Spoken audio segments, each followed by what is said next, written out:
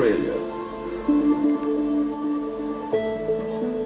Researchers and bee enthusiasts from around the world gather at the annual IAPV Bee Conference. But this year, a shadow hangs over the festivities. The CCD working group has just announced their findings, that colony collapse disorder may have been triggered by a virus found in Australian bees. Dr. Jeff Pettis from the U.S. Department of Agriculture has come to address the issue of CCD. Good afternoon. And the breaking news has made the topic especially sensitive. Dr. Pettis explains how the virus was discovered, and Australian bee exporters are understandably nervous. We found this particular virus in packaged bees which had come into the U.S. from Australia. And we sampled those bees before they were actually introduced into the U.S. bees, into U.S. colonies. So we sampled them right out of the packages. He hopes to calm any fears by reiterating that the findings are far from conclusive.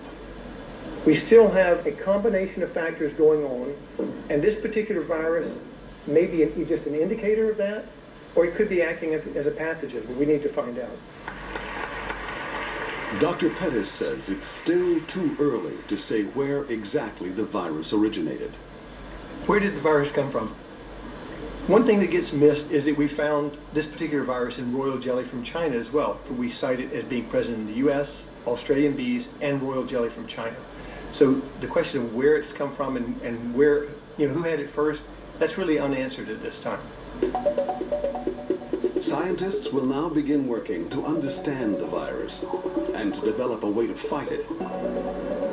One plan is to use aggressive Africanized bees to engineer a new breed of super bee resistant to all kinds of disease. Africanized bees appear to be very resistant to these viruses as a whole. So if we could select those traits that give them that resistance, put it in our nice docile bees, get rid of the defensiveness that those bees have, we could have maybe a much stronger strain of bee. Whatever methods they develop to fight the virus, scientists stress that bees are up against more than a single threat. There's something more going on here than just this virus. This virus may be the cause of CCD, or even sort of the straw that broke the camel's back, if CCD is caused by a combination of factors. This may be the one that pushes them over the edge. But certainly this virus alone is not the reason why worldwide we're having a decline of pollinators. Honeybees still have problems. If we find a cure for whatever the virus is, it doesn't necessarily mean that the honeybee populations will recover. They still have many other stresses to deal with. Although the bee's future is uncertain, colony collapse disorder has ensured that this extraordinary animal will no longer be taken for granted. What CCD has done is it's highlighted the fact that bees are in trouble. But there are a lot of bees dying every year, and they've been dying for 20 or 30 years like this. And we need to address that issue of bee health. If there's anything good that could come out of colony collapse disorder, first is having the attention by the media and the public on the problem here. That people beginning to realize how important bees and pollinators are.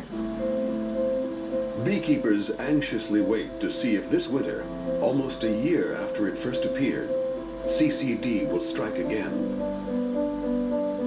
They emphasize that we have never had more at stake. We're scared to death because 1/3 of all food we put in our mouth is put there by honeybees. So in a long-term effect, it can be a very damaging thing to our whole, way of survival. Honeybees pollinate all those foods that nutritionists are exhorting us to increase our consumption of. It's the fruits, nuts, and vegetables. We'll still have bread, but all the color and vitality will be much harder to get and much more expensive. We need to be prepared to eat gruel without anything else if we don't have any of these pollinators. I think we should be concerned as a world about what's happening. People are saying, well, we could get by eating wheat and corn and that. But yes, but that we would lose everything else that makes life so special.